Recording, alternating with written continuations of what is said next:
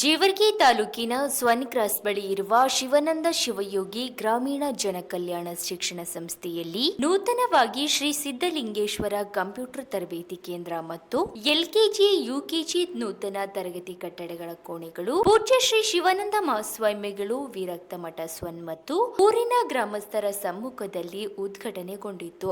ಉದ್ಘಾಟಕರಾಗಿ ಆಗಮಿಸಿದ ಪೂಜ್ಯ ಶ್ರೀ ಜಗದ್ಗುರು ಸಾರಂಗಧರ ದೇಶಿಕೇಂದ್ರ ಮಹಾಸ್ವಾಮಿಗಳು, ಶ್ರೀಶೈಲ ಸಾರಂಗಮಠ, ಪೂಜ್ಯ ಶ್ರೀ ಸಿದ್ದಲಿಂಗ ಮಹಾಸ್ವಾಮಿಗಳು ವೀರೋಕ್ತ ಮಠ ನಿಲೋಗಿ, ಪೂಜ್ಯ ಶ್ರೀ ಮಹಂತ ಮಹಾಸ್ವಾಮಿಗಳು ವೀರೋಕ್ತ ಮಠ ಜೇರಟಗಿ ಉಪಸ್ಥಿತರಿದ್ದರು.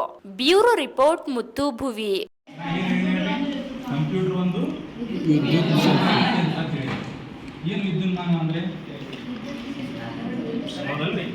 ಈಗ ನಾವೇನ್ ಮಾಡಿದ್ವಿ, ಕಂಪ್ಯೂಟರ್ ಅದಕ್ಕೆ ಏನ್ ಬೇಕು, ಎಲೆಕ್ಟ್ರಾನಿಕ್ ಅಂದ್ರೆ ಕರೆಂಟ್ ಬೇಕು. ಕರೆಂಟ್ನಿಂದ ಓಡುವಂತ ಒಂದು ಸಾಧನ ಇದೆ.